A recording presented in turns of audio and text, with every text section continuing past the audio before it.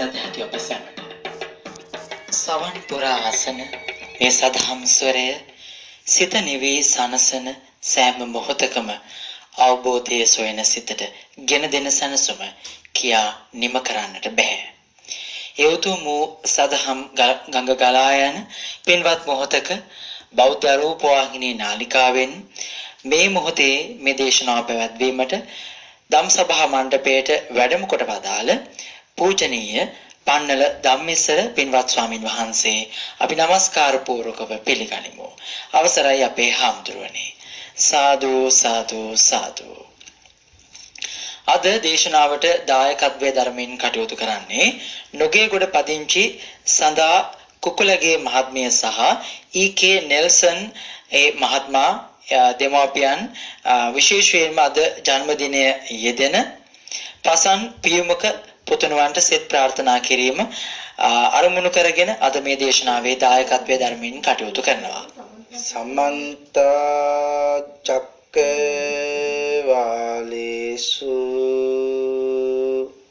අත්‍රා ගච්ඡන්තු දේවතා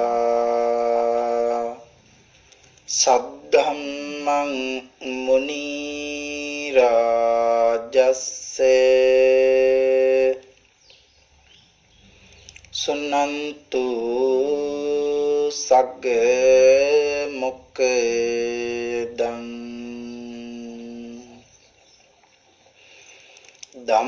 ධම්මස්සවන කාලෝ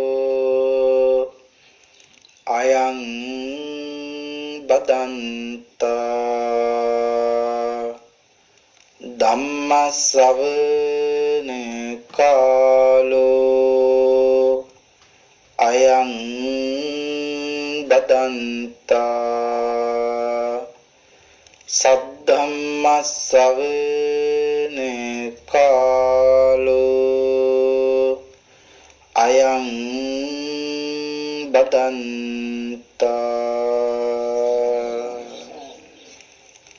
නමෝ තස්සේ භගවතෝ අරහතෝ සබ්බ ධම්මේසු අප්පටිහත ඥානචාරස්ස දස බලදරස්ස චතු වේසා රජ්‍ය විසරදස්ස සබ්බ සත්තුත්තමස්ස ධම්මිස්ස රස්ස ධම්ම රාජස්ස ධම්මස්සාමිස්ස තථාගතස්ස සබ්බඤුනෝ සම්මා සම්බුද්දස්සේ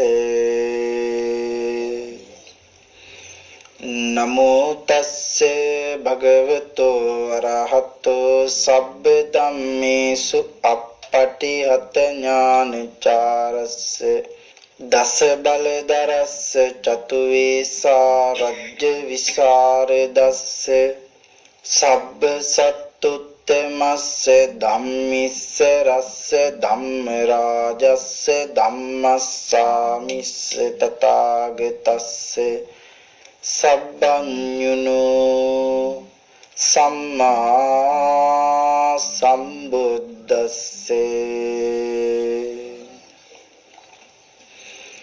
නමෝ තස්සේ භගවතෝ අරහතෝ සබ්බ ධම්මේසු අප්පටිහත ඥානචාරස්ස දස බලදරස්ස චතු වේසා රජ්‍ය විසරදස්ස සබ්බ සත්තුත්තමස්ස ධම්මිස්ස රස්ස ධම්ම රාජස්ස ධම්මස්සාමිස්ස තථාගතස්ස සබ්බඤුනෝ සම්මා සම්බුද්දස්සේ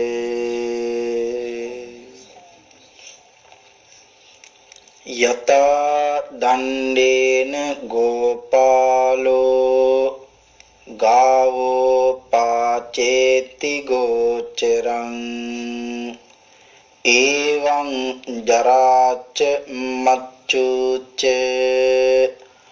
ආයුං පාචෙන්ති පානිනං තීති සද්ධර්ම ශ්‍රාවක කාරුණික ගුණගරුක බෞද්ධ පින්නතුනි බොහෝම ශ්‍රද්ධාවෙන් යුතුව මේ පින්වත් පිරිස සදී පැහැදී සෝදානම් වෙන්නේ තථාගත ශාන්තිනායක සම්මා සම්බුදුරජාණන් වහන්සේ විසින් ලෝක සත්වයින් පිළිබඳ අනන්ත අප්‍රමාණ කරුණාවෙන් දයාවෙන් මෛත්‍රියෙන් යුතුව අවබෝධ කොටගෙන දේශනා කොට වදාළ අති උතුම් ශ්‍රී සද්ධර්ම රත්නයෙන් අබමල් රේණුවකටත් වඩා අඩු පුංචි දහම් කොටසක් දේශනේ කරවාගෙන ධර්ම ගෞරවයේ පෙරදරි කොටගෙන දේශනාගත ධර්මයේ ශ්‍රවණය කරන්නත් එසේ ධර්ම ශ්‍රවණී කිරීමෙන් ලැබෙන අවවාද අනුශාසනා තම තමන්ගේ ජීවිතවලට එකතු කරගෙන වඩාත් නිවැරදි ඊ타මත් ධර්මානුකූල වූ මෙලව ජීවිතයක් ගත කරන්නත්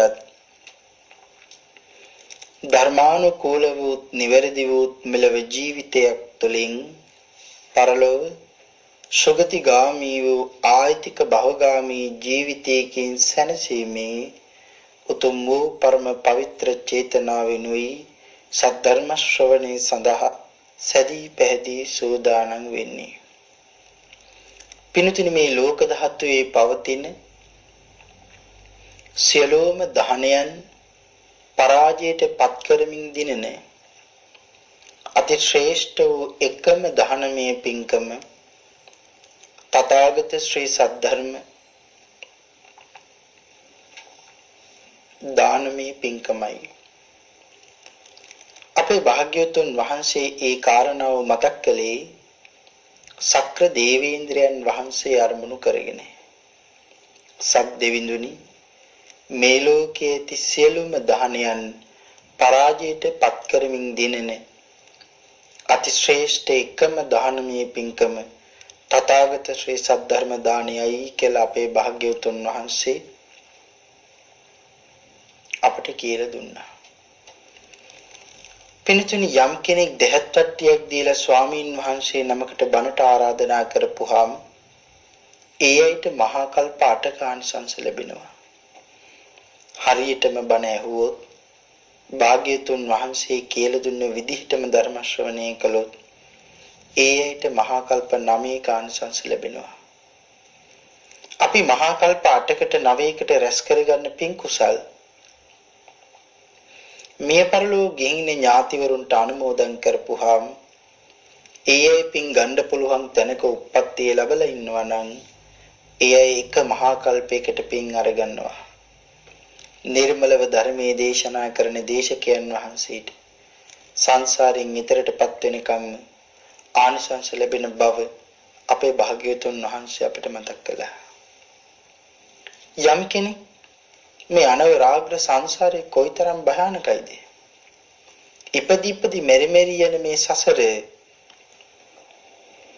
හැමදාටම නතර කරලා දාන්න ඕනි කියලා හිතලා සංසාරයෙන් ඈතරටපත් වෙන්න බලාපොරොත්තු වෙනවා නම් ඒ සියලුම දෙනා ඒකාන්තයෙන් ධර්ම ශ්‍රවණය කළ යුතුමයි කියලා අපේ භාග්‍යවතුන් වහන්සේ අපට කියලා දුන්නා.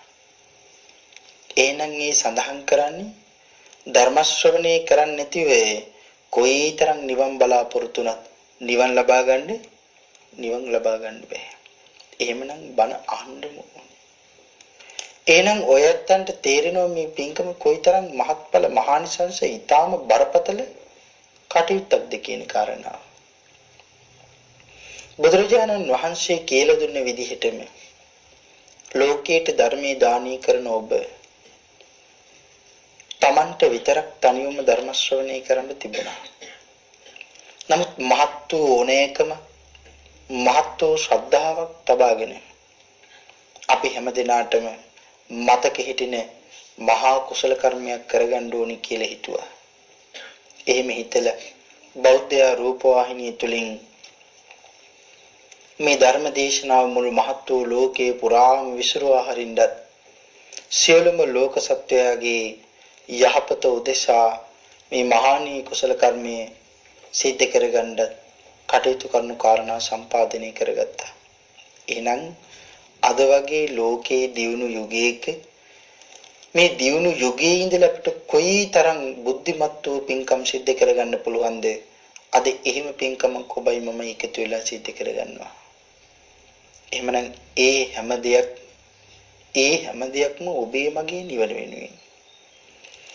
භාග්‍යවතුන් වහන්සේ කියලා දුන්න විදිහටම ලෝකයට ධර්මයේ දානය කරනවා වගේම භාග්‍යවතුන් වහන්සේ කියලා දුන්න විදිහටම ධර්ම ශ්‍රවණය කරන්නත් ඕනේ. එහෙනම් මෙච්චර කාලයක් මම බණ ඇහුවා. භාග්‍යවතුන් වහන්සේ කියලා දුන්න විදිහටම බණ ඇහුවද? ත්‍රිපිටකයේ පුරාම සඳහන් වෙලා තියෙන සූත්‍ර දේශනාවන් අතුරින් අනිවරණ කියන සූත්‍රය අපේ භාග්‍යවතුන් වහන්සේ අපට කියලා දුන්නා. ධර්ම ශ්‍රවණය කරන ලොකු කුඩා හැම කෙනෙක් ළඟම මහත් වූ බලාපොරොත්තුවක් හදවතේ තියෙන්න ඕනි කියලා. මොකද මේ බලාපොරොත්තුව? මාමේ ශ්‍රවණය කරන සද්ධර්ම දේශනාව තුළින් මාගේ සිතේ පවතින පංච නීවරණ ධර්මයන් යටපත් වේවා. ඒ වෙනුවට සප්ත බෝධ්‍යංග ආදී ධර්මයන් වඩා දියුණු වේවා. මේ අති ශ්‍රේෂ්ඨ සද්ධර්ම දේශනාව අතරතුරදීම මාහට අති උතුම් වූ මාර්ගඵලයක් අවබෝධ වේවා කියන ප්‍රාර්ථනාවෙන් යුක්තවම ධර්ම ශ්‍රවණය කරන්ට ඕන යන බව භාග්‍යවතුන් වහන්සේ මතක් කළා. එhmenan භාග්‍යවතුන් වහන්සේ කියලා දුන්න විදිහටම ධර්ම ශ්‍රවණය කරමු.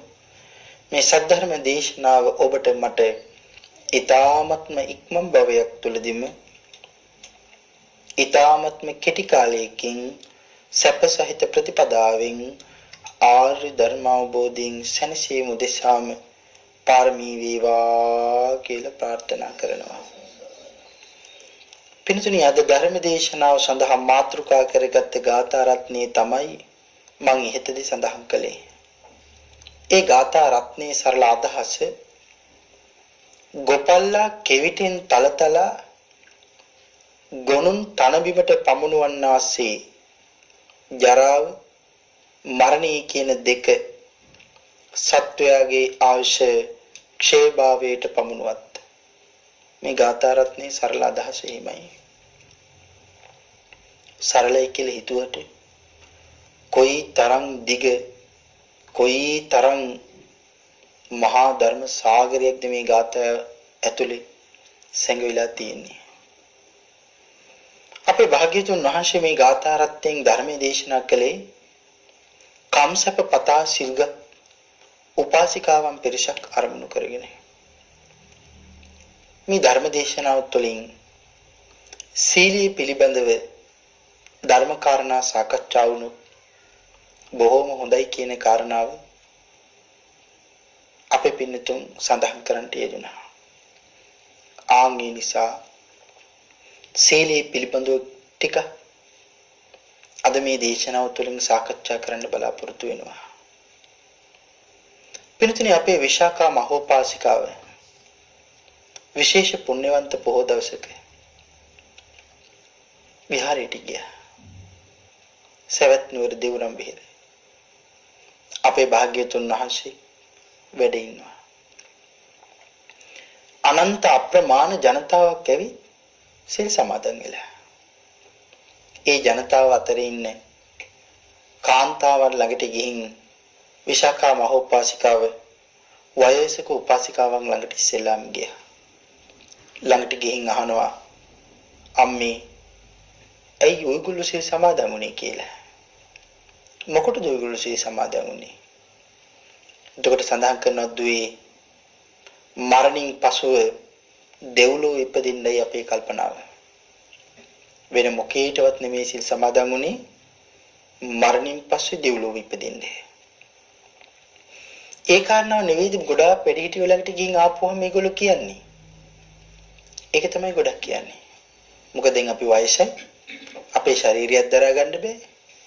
ලෙඩ රෝග වලින් හරියට පැතිරිලා දැන් හරියට මේ ශාරීරිය දරාගෙන ඉන්නත් හරිය අපහසු වෙයි. ඉතින් ඉක්මනට මැරිලා දෙවියන් අතර ඉපදෙන්න තියෙනවා නම් ඒක බොහොම හොඳයි. ඒ නිසායි අපි සිල් ගන්න කියලා සඳහන් කළා. මෙදිවි කාන්තාවල් ළඟට ගියා. ඒගොල්ලෝගෙන් ඇහුවා ඇයි ඔයගොල්ලෝ සිල් සමාදන් වුනේ? සඳහන් කළා විශාකාවිනි අපේ ස්වාමිවරුන්ට අනියම් භාර්යාවන් ඉන්නවා.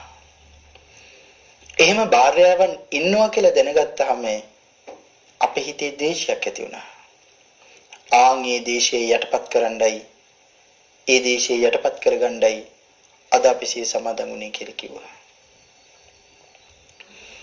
තරුණ කාන්තාවල් ළඟට ගියා. ඒගොල්ලෝගෙන් ඇහුවා ඇයි ඔයගොල්ලෝ සිය සමාදන් වුණේ?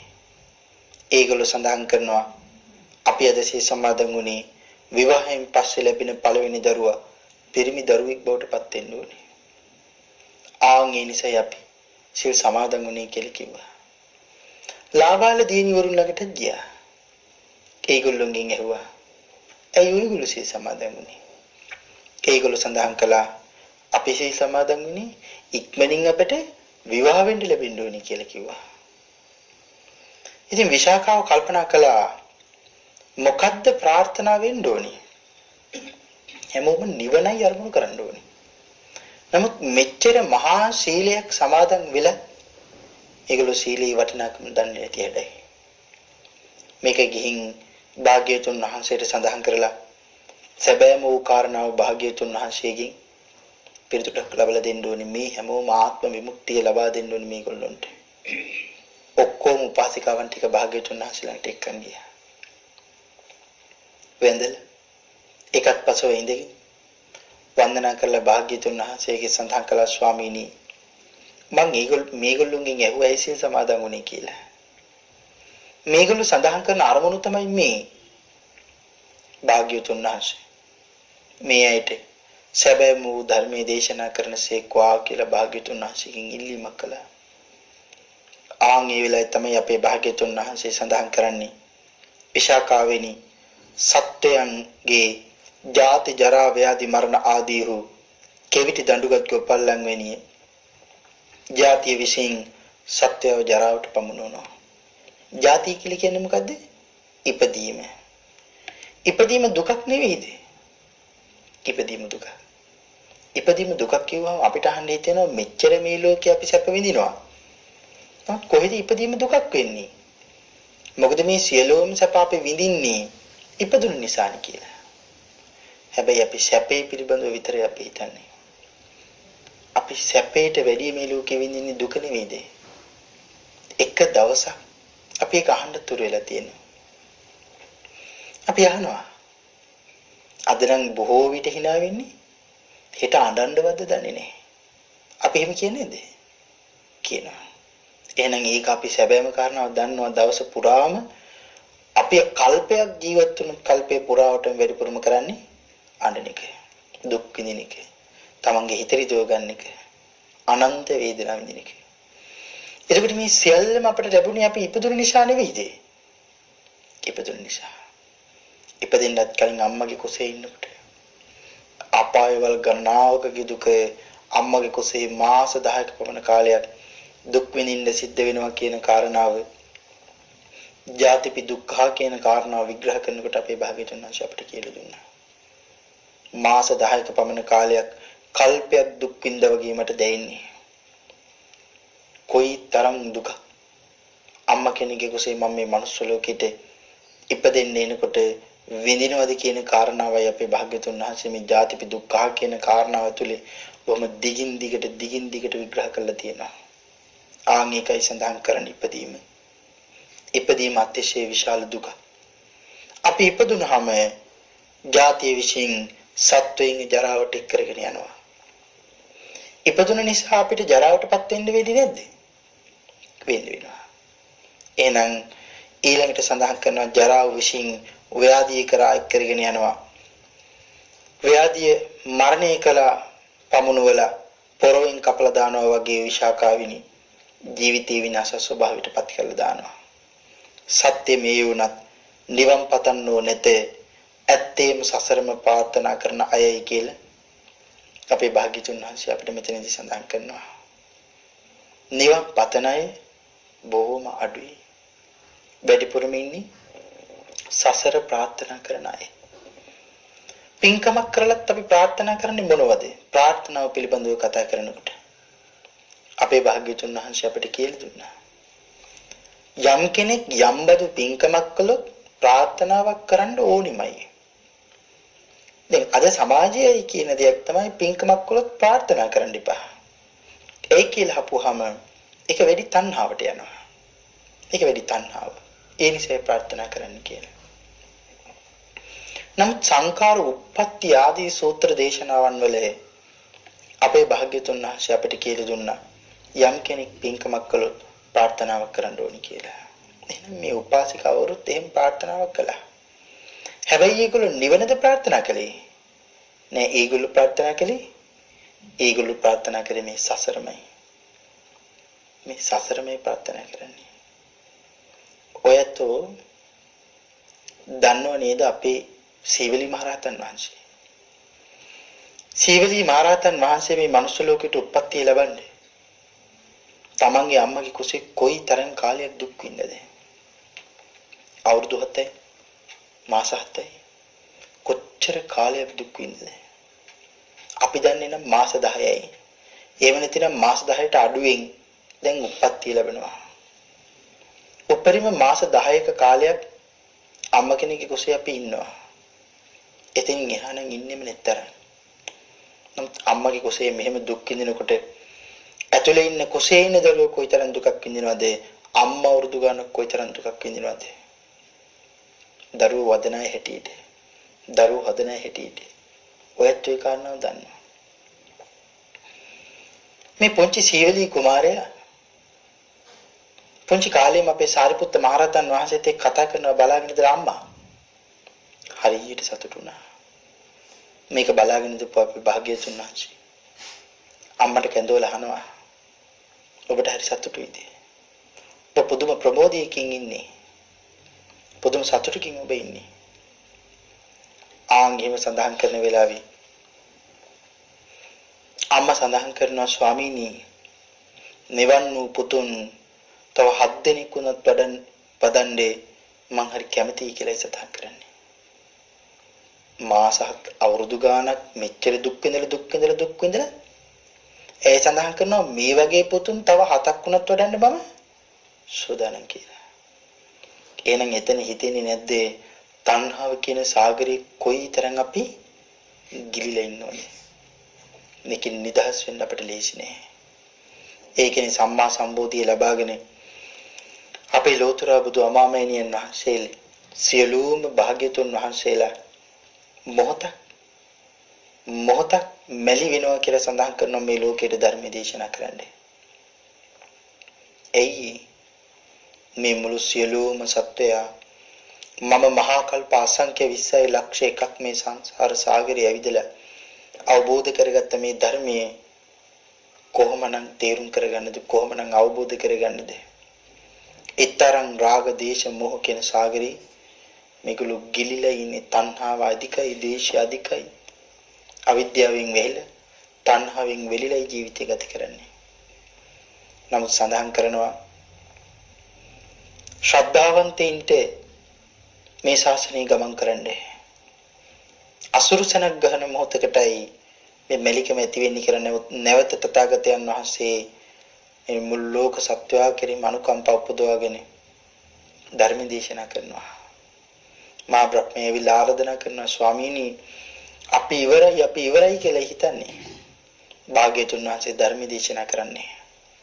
වන්දනා කරනවා ස්වාමීනි සකල ලෝක සත්‍යයට අනුකම්පාවෙන් ධර්මයේ දේශනා කරන්නේ නිවන් අවබෝධ කරගන්න පුළුවන් අය මේ ලෝකේ ඉන්නවා. ආන් ඒ වෙලාවේ සඳහන් කරන්නේ මහ බමුණි අමාදර විවර කරලායි තියෙන්නේ සදහැත්තෝ සදහ මුදත්වා කියලා සඳහන් කළා. මේක හොඳට මතක තියාගන්න ඕන කරන කාරණා. අමාදර විවර කරලායි තියෙන්නේ සදහැත්තෝ සදහ මුදත්වා. ඒ කියන්නේ ශ්‍රද්ධාව තියෙන්න ඕනේ. එහෙනම් මේ ශාසනය අපේ භාග්‍යතුන් වහන්සේ මුලින්ම පුරන්නේ කියලා සඳහන් කරේ සීලයේද? නෑ. අන් දන් දෙන එකද? ඒකත් නෙවෙයි. භාවනා කරන එකද? ඒකත් නෙවෙයි. එහෙනම් මොකද්ද? ශ්‍රද්ධාවයි ප්‍රගුණ කරන්න ඕනේ. උදාහරණයකට සඳහන් කළොත් පංචශීලයේ පංචශීල ප්‍රතිපදාව අපි සාකච්ඡා කරනවා. පංචශීල ප්‍රතිපදාව අපි කොයිතරම් සාකච්ඡා කළත් අපි අහන්නේ නැද්ද? කොයිතරම් අමාරුයිද ශික්ෂාපද රකින්නේ? ওই ශික්ෂාපද පහෙන්වත් අඩුතරම් දෙකක් තුනක් වගේවත් රකින්න තියනවා නම් අපිට කමක් නැහැ. දෙකක් තුනක් අයින් වෙනවනේ. කොයිතරම් හොඳයිද කියලා අපි කියන්නේ නැද්ද? එහෙම කියන අයත් මේ ලෝකේ ඉන්නවා. එකක් වගේ රකින්න තියනවා නම් හොඳටම හොඳයි. එහෙම නෙමෙයිද අපි කියන්නේ. එහෙම කියන අය කතා අපිට ඕන තරම් මේ සමාජයෙන් ඇහෙනවා. නමුත් කෙලස් 1500 කියලා සඳහන් කරනවා. සම්මා සම්බෝධිය ලබා ගන්නකොට මේ සර්ව සම්පූර්ණ කෙලස් 1500ම මොහතකින් සුණු විසුණු කරලා දාලා සම්බෝධිය ලබාගත් ඒ මහෞත්මයන් වහන්සේ දන්නේ නැද්ද? අපිට කෙලස් 1500 නසන්න බෑ කියලා දන්නවා. ඒ නිසායි සඳහන් කරන්නේ කෙලස් 1500න් 1495ක්ම ඔහේ තිබුණා වේ පහක් රකින්න ප්‍රදානයි කියලා අපේ භාග්‍යතුන් වහන්සේ අපිට කියලා දුන්නා. හරියට පින් කරගෙන මේ මනුස්ස ලෝකෙට ආවේ. දෙවියන් අතර උපදින්නේ මිනිසුන් අතර ඉපදෙන්නේ අපි මොනවද කරන්න ඕනේ? පින් කරපුවහම පමණක් නැතිද? මනුස්ස ලෝකෙකට එන්නේ දෙවියන් අතර උපදින්නේ හරියට සිල් රකින්න ඕනේ. ඒක සඳහන් කරනවා සීලේ තමයි තීරණය කරන්නේ මගේ ඊළඟ උප්පත්තිය කොහෙටද කියලා. ඒකයි යහන්නේ නිති පන්සිල් පොහොය අට සීල් මං සීල් රැකද? පින් කරලා ප්‍රාර්ථනා කරනවා මට ඊළඟ ජීවිතේ මනුෂ්‍ය ජීවිතයක් ලැබෙන්නේ. මට ඊළඟ ජීවිතේ දෙවියන් අතර උපදින්න ලැබෙන්නේ. නමුත් මට ඒක ලැබෙනවද? ආන් ඒකයි යහන්නේ සීලේ තමයි තීරණය කරන්නේ මං ඊළඟට උපදින තැන. එහෙනම් මම මේ ජීවිතයේ සීලෙන් පෝෂණය කරගත්තද? සීලය ගැන සාකච්ඡා කරනකොට අපේ පින්තුන් දන්නවනේද මග මානවකයා. යාළුවෝ 33 දෙනෙක් එකතු වෙලා හරියට පින් කළා. මෙයාට ඉන්නවා බිරින්දෑවරු කීප දෙනෙක්. බිරින්දෑවරු 4 දෙනෙක්. මේ බිරින්දෑවරු 4 දෙනාම 3 දෙනෙක් හරියට උදව් කළා. බාලම බිරිඳ සුජාතා හැම වෙලේම මේ ළඟට නිරන්තරයෙන් ඇවිල්ලා කියනවා එන්න මේ කටයුතු වල සහභාගී වෙන්න උදව් උපකාර කරන්න. නමුත් ඒ කවදාකවත් නිවසින් එළියට බහින්නේ නැහැ.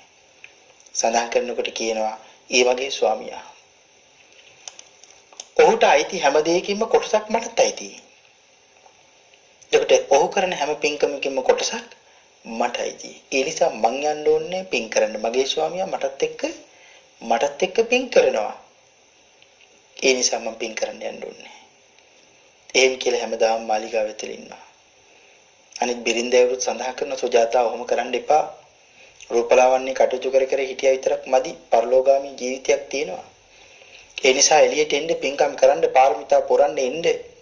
ඔබේ ස්වාමියාට සහාය දක්වන්න කියලා සඳහන් කරනවා. නමුත් කවදාකවත් එළියට එන්නේ නැහැ. ඒ හැමදාම පුදුම පිරිසිදු විදිහට නියපොතු කපමින් හැඩවැඩ ධම්මමින් රූපලාවන්‍ය කටයුතු කරමින් මේ කේශ කල්යාණී දන්ත කල්යාණී වර්ණ ගන්නමින් පුදුම ලස්සනකට ඉන්නේ උත්සාහ කළා. ඉතින් මෙහෙම ඉඳලා කාලේ ආපුහම ඒකයි සඳහන් කළේ අපි හැමෝටම මැරෙන්න වෙන්නේ නැද්ද? මැරෙන්න වෙනවා. ජීවිතේ හැටියට කොයි වගේද? තනපතක් අග තියෙන පිළිබිඳුවක් වගේ. ආන් එහෙමයි භාග්‍යතුන් වහන්සේ උපමා කළේ. කොයි වෙලාවෙ බිමට වැටෙයිද කියලා කවුරුත් දන්නේ නැහැ. මරණය ආවා. හැමෝටම මැරලා යන්න උනා. මග එයා ගිහින් කොහෙද ඉපදුනේ? තවතිසාවේ අධිපති මහ රජුරුව බවට පත් වෙලා ඉපදුනා. එතකොට මෙයාට උදව් උපකාර කරපු යාළුවෝ 33 දෙනා ඒගොල්ලෝ ගිහිල්ලා තවතිසාවේ මහා රජුරුව බවට පත් වෙලා ඉපදුනා.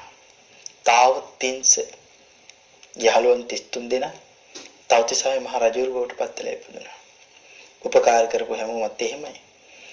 බිරින්දෑවරු 3 දෙනෙක් ගිහිල්ලා ඉපදුනා කියලා සඳහන් කරනවා සක්‍ර දේවේන්ද්‍රයන් වහන්සේගේ අග්‍ර මහේශිකාව බවට පත් වෙලා. සක්‍ර දේවේන්ද්‍රයන් වහන්සේට කොයිතරම් පරිවාර දිව්‍යාංගනාවන් ඉන්නව කියලාද සඳහන් කරන්නේ. ඒක ධර්මයේ සඳහන් කරනවා කෝටි දෙකමාරක් කියලා. ඒ කෝටි දෙකමාර ඉස්සරහින් ඉන්නේ අග්‍රමහර්ෂිකාවන් තුන්දෙනෙක් ඉස්සරහින් ඉන්නවා. මොකද මේගොල්ලෝ පින්කම් කරන්න සිල් රැකීමෙන් උදව් උපකාර කරා. හැබැයි එක්කෙනෙක් නෑ. දෙවියන් බලනවා කෝ සුජාතාව කියලා. මොකද මනුස්ස ලෝකේ ඉන්නකොට ඒ මගේ ලාබාලතම ස්වාමි දිනිය. කෝ කියලා බලනවා. බලනකොට සඳහන් කරනවා දිය කඩਿੱත්තක් ළඟ කිකින්නක් වෙලා උප්පත්ති ලැබෙනවා තිරිසන් ආත්මය. අනුකම්පා සහගත සිතුවිල්ලක් උපදගෙන ළඟට ගිහින් අහනවා දැන් කොහොමද ජීවිතේ? අනේ ස්වාමිනී බොහොම දුකයි. ඔබ වහන්සේ කොහෙද ඉන්නේ? මං දෙවියන් අතර ඉපදිලා. මං හරියට සැප විඳිනවා. පින්කම් කරන්න උදව් උපකාර කරපු හැමෝමත් සිල් රැකපු හැමෝමත් දැන් දෙවියන් අතර ඉපදිලා. එහෙමයි සඳහන් කළේ. ඔබේ අනිත් සහෝදරයෝ තුන්දෙනා මංගාවම ඉන්නවා. හැබැයි ඔබ විතරයි මංගාව නැත්තේ. ඒ වෙලාවේ සඳහන් කළා. ඔබ කොහොමද ජීවත් වෙන්නේ? අනේ ස්වාමීනි කුණු වෙච්ච මාළු කකා, කුරුමිනි ආදී සත්තුන් කකා බොහොම අපහසු දුෂ්කර කටුක ජීවිතයක් මං ගත කරන්නේ ස්වාමීනි දැන් මට තේරෙනවා කියලායි සඳහන් කරන්නේ. ඒ වෙලාවේ යනවා සුජාතා මාත් එක්ක යන්න කැමති නැද්ද? සඳහන් කරනවා මොකද නැත්තේ ස්වාමීනි? යන්න කැමතිත් මං කොහොම එන්නද කියලා. කමක් නැහැ යමු කියලා. දෙවියෝ ලෝකෙට එක්කගෙන යනවා. එක්කගෙන ගිහින් විශාල යදුම් ගණනක් විශාල පොකුණක් ළඟ ඒ බිමින් තියෙනවා. කියලා අනිත් සහෝදරියන් තුන්දෙනාට කතා කරනවා කියලා අනිත් බිරින්දෑවරු තුන්දෙනාට ආන් සුජාතා ඇවිල්ලා ඉන්නවා. ගිහින් කතා කරන්න කියලා. ඉතින් ඒගොල්ලෝ බොහොම සතුටින් ආවා. ආ සුජාතා ආවද? කතා කරන්නයි ආවේ. කතා කරන්න ඇවිල්ලා හිත හැදුවද? නෑ හිත හැදුවේ නෑ. මොකක්ද අහන්නේ? සඳහන් කරනවා සුජාතා බලන්න එපාය. මනුස්ස ලෝකේ ඉන්නකොට කොහොමද ඔබේ මූණ කොයිතරම් ලස්සනයිද? පුදුම ලස්සන. පුදුම විදිහට මේ රූපලාවන්‍ය කටයුතු කර කර ජීවත් වුණේ. දැන් ඉතින් මුළු මූණ පුරාම පුදුම කැතක් තියෙන්නේ. පිහාටු ගොඩකින් වැහිලා. මූණ මැද්දේ නහය දිගට දිගේ හොට එහෙමයි සඳහන් කරන්නේ. ඊළඟට සඳහන් කරන සුජාතා බලන්නකෝ ඇඟ මුළු ඇඟ පුරාම මේ මැක්කෝ ආදී විලෝපිකයන්ගෙන් පිරීලා ඒ වගේම තටු වලින් වැහිලා එහෙමයි සඳහන් කරේ. බලන්න එපායේ සුජාතා මේ පාද දෙක මනුස්ස ලෝකේ ඉන්නකොට මේ පාදවල රෝම කූපයක්වත් වැවෙන්න දුන්නේ නැහැ කියලායි සඳහන් කරන්නේ. වැවෙන රෝම කූප ගලවලා අයින් කරනවා කියලා සඳහන් කරනවා. නමුත් දැන් සඳහන් කරන සුජාතා තල්ලිරු දෙකක් වගේ දැන් කකුල් දෙක. බලන්න එපායේ සුජාතා. බලන්නකෝ ඔබේ ඇඟිලි මුළු ඇඟිලි පුරාම කොරපතු නේද සුජාතා කියලා. මේ විදිහට හරියට හිතරිද්දුවා. එමේ හිතරිද්දලා මේගොල්ලෝ යන්නේ ගියා. සද්දෙන් එවිල්ලා අහනවා. අරගොල්ලෝ මොකද කිව්වේ කියලා. අනේ ස්වාමීනි ඒගොල්ලෝ මගේ හිත හරියට රිදෙව්වා කිව්වා. මාව සනසනවා වෙනුවට මගේ හිත ඒගොල්ලෝ හරියට ඉතිරිදොල යන්නේ ගියා. සුජාතා මල්ලඟට එන්නේ කැමති නැද්ද? ස්වාමීනි මොනව අහනවද? එන්නේ කැමති නැත්තේ කොහෙද? අනේ එන පාර මට කියලා දෙන්න. සඳහන් කරන එහෙනම් සුජාතා සීල් රකින්න. මොකද්ද මේට රකින්න තියෙන එකම සීලය? බොරු කියන්න පුළුවන්ද? බෑ. වැරදි කාම සේවනය දෙන්න පුළුවන්ද? ඒව කරන්නෙත් නෑ. හොරකම් කරන්න පුළුවන්ද? ඒක කරන්නෙත් නෑ. ග්‍රාමීය මද්ද්‍රව්‍ය පානය කරන්න පුළුවන්ද? ඒකත් නෑ. එහෙනම් එක සීලයයි මේට රකින්න තියෙන්නේ. මොකද ඒ සීලය? ප්‍රාණඝාත කරන එක. ඒක වලකන්න කිව්වා ස්වාමීනි කොහොමද මම ඒක කරන්න කියලා යන්නේ. එහෙනම් ඔබට මල් ළඟට එන්න බෑ. මල් ළඟට එන්න ඕමනා නම් මේ සීල් රකින්න කියලා කිව්වා. එහෙනම් සත්පුරුෂයා කොයිතරම් අපිට වටිනවද? සත්පුරුෂයා කියන කෙනාට මාව සංසාරයෙන් එතටපත් කරන්න කොයිතරම් පුළුවන්කමක් තියෙනවද?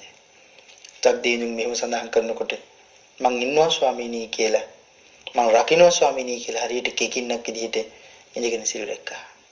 ඉතින් පණ පිටින් මාළු අල්ලගෙන පණ පිටින් සත්තු කුරුමිනියෝ ආදී සත්තුන්ව මරාගෙන කනකොට වෙනදා කරපු දේ දැන් කරන්නේ නැහැ. සක්‍ර දේවේන්ද්‍රයන් වහන්සේ වෙලාවකට ඇවිල්ලා පරීක්ෂා කරනවා. මැරිච්ච මාළුවෙක් වගේ ඉන්නවා. අල්ලගෙන හොටට අරගෙන කටයුතු දාලා ගිල ගන්න එනකොට වලිගය වලනවා කියලා සඳහන් කරනවා. එතකොට ආයත හරිනවා කියලා සඳහන් කරනවා. මැරිච්ච මලකුණක් විතරයි කන්නේ. මරලා කන්නේ නෑ. මැරිච්ච මලකුණක් විතරයි කන්නේ. බොහොම අගේ සුජාතා ඔහොම සිල් රකින්න කිව්වා. හරියට බඩගින්නේ කුසගින්නේ වේදනාව විඳලා මැරලා ගියා. මැරලා ගිහිල්ලා සිල් රැකපු නිසා මනුස්ස ලෝකේ උපදුනා. බරණස් නුවර වලන් වෙලින්දගේ දේනී බවට පත්වලා ඉපදුනේ පුදුම ලස්සනයි. සිල් රැකපුවේ ප්‍රතිඵලය. එහෙනම් එතනින් සඳහන් කරනවා සිල් රැක්කොත් ජීවිතේ හරි පින්වන්තයි.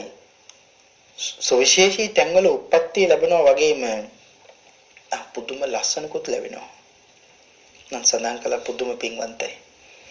හරියට පින් කරගත්තා. ඒ වෙලෙත් සක්‍ර දේවේන්ද්‍රයන් වහන්සේ ළඟට ඇවිත් හරියට උදව් කරනවා. ඉතින් හරියට ඒ ජීවිතේ පින් කරගත්තා. දැන් ආත්ම දෙක පින් කරගෙන ඊට පස්සේ ගිහින් ඉපදුනා කියලා සඳහන් කරනවා.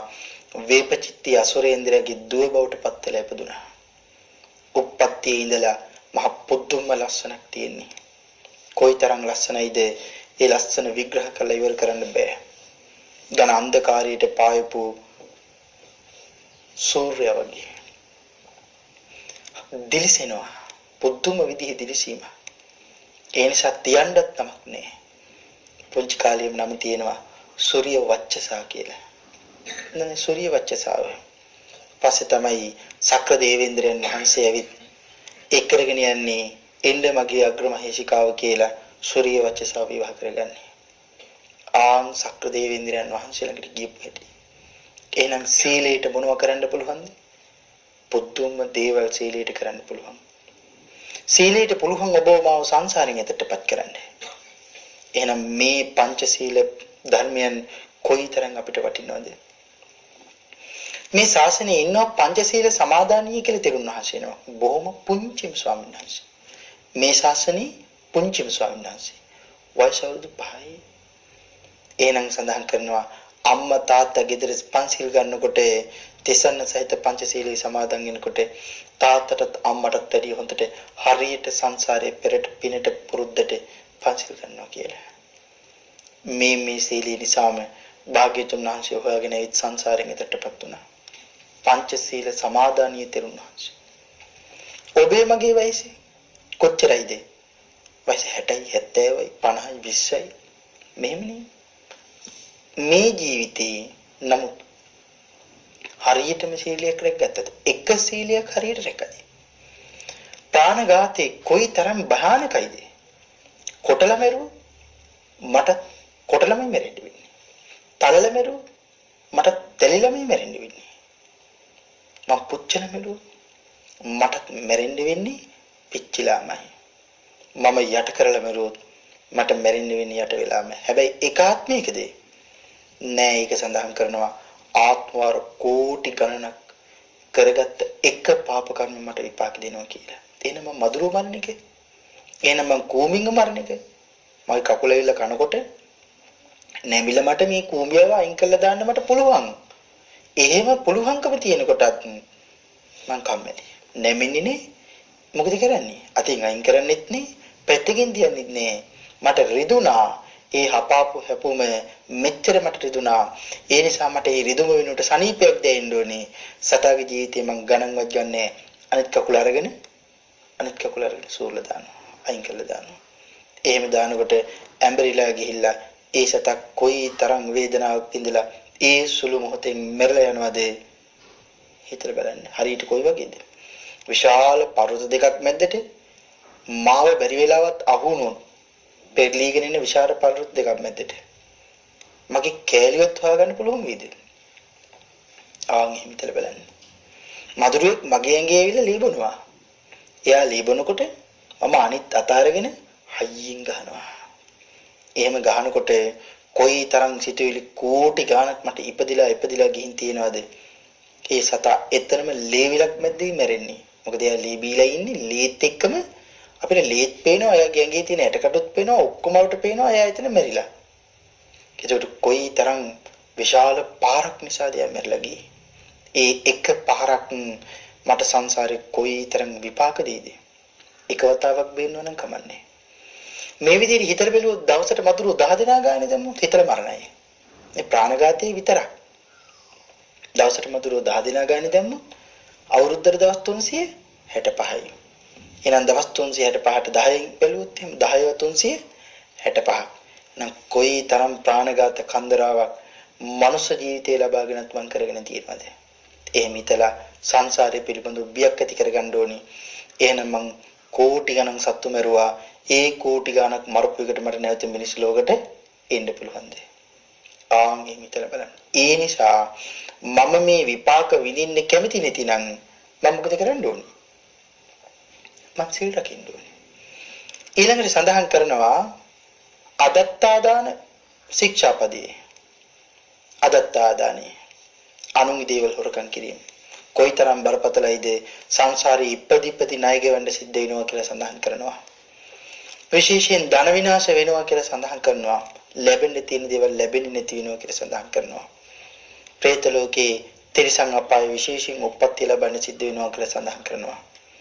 කාම මිත්‍යාචාරය ධර්ම දේශනාවට ලැබිලා තියෙන වේලාව අවසන් නිසා ධර්ම දේශනාව අවසන් කරන්න බලනවා පින්නතුනි මහා නාරද කාශ්‍යප ජාතකයේ කියවලා බලන්න ජාතක පාළියේ මහා නාරද කාශ්‍යප ජාතකයේ වැරදි කාම සේවනයේ කොයි තරම්නම් භයානකයිද මගෙන් සසරෙන් ඈතරටපත් වෙන්න පුළුවන්කම තියෙනකොට මගේ ගමන ඈතරම නැති කරලා දාන්න තරම් මහ ශක්තියක් මේ වැරදි කාම සේවනයේදී තියෙනවා. සතුරන් ඇති වෙනවා. මේ ලෝකේ ලැබෙන්න ඕන තියෙන සේරම දේවල් නැති වෙලා යනවා. බය ඇති වෙනවා. නිරේ තිරිසන් අපායේ പ്രേත ලෝකේ විශේෂයෙන් උප්පත්ති ලැබෙනවා කියලා සඳහන් කරනවා. බොරු කියන කෙනාට කරන්නම බැරි දෙයක් නෑ කියලායි භාග්‍යවතුන් වහන්සේ සඳහන් කළේ. භාග්‍යවතුන් වහන්සේ අපිට කියලා දුන්නා මේ අපි හැමෝගෙම කටේ මොකක් තියෙනවා කියලායි සඳහන් කළේ. කෙටේරියක් තියෙනවා කියලායි සඳහන් කළේ. කෙටේරියෙන් අපි කරන්නේ මොකද? අනිත් අයට කොටන එකනේ. නමුත් අපේ කටේ තියෙන කෙටේරියෙන් අපි කරගන්නේ මොකද්ද? වචනයක් එළියට දාන වාරයක් ගානේ මට මම්ම කොටා ගන්නවා. මගේ ඇඟේ තියෙන කෑලි මම්ම ගලවලා අයින් කර ගන්නවා. සඳහන් කරනවා මුඛ රෝග විශේෂයෙන් හැදෙනවා. ශාරීරික ලෙඩ රෝග වැඩි. ඒ වගේම මනුස්ස ලෝකයේ උපන් කාලයක් තියෙනවා නම් හරියට නිന്ദා අපහාස චෝදනාවන් වලටපත් වෙන්න සිද්ධ වෙනවා. නොකල වැරදි වලට අහු වෙනවා. මේ මුඛේ හරියට දරුණු රෝගාබාධයන් වලටපත් වෙනවා. තමන්ගේ දරුවෝ බිරිඳවත් කියන දේ අහන්නේ නැහැ කියලා සඳහන් කරනවා. බරු කීම කොයිතරම් භයානකයිද? දරුවෝ ඉපදෙන්නෙත් නැහැ කියලා සඳහන් කරනවා. බැරි වෙලාවත් දරුවෝ ඉපදුනොත් වැඩිපුරම උප්පත්ති ලබන්නේ ස්ත්‍රී පාර්ශවයේ දරුවෝ කියලා සඳහන් කරනවා. මොකද කුල ඝාතනයේ සිද්ධ වුණාම ඒ දරුවන්ට හරියට නිന്ദා අපහාස දරුවෝ නිසා දෙමව්පියෝ බැනුම් අහන්නේ. ඒ දෙමව්පියෝ සංසාරේ හරියට මේ බොරු කීමේ ශික්ෂාපදේ රැකගත්තේ නැති නිසා බොරු කීව නිසා එහෙනම් සඳහන් කරනවා නිරේ උපදිනවා. විශේෂයෙන් තිරිසන් අපාය උප්පත්ති ලැබෙනවා. සුරාමෙර මද්ද්‍රව්‍ය පානය කරන අය උමතු වෙනවා කියලා සඳහන් කරනවා. ඉඳුරන් හරියට පිහිටන්නේ නැහැ මේ ශාරීරිය කියලා සඳහන් කරනවා. එහෙනම් කොයිතරම් දුකක් ලැබෙනවද?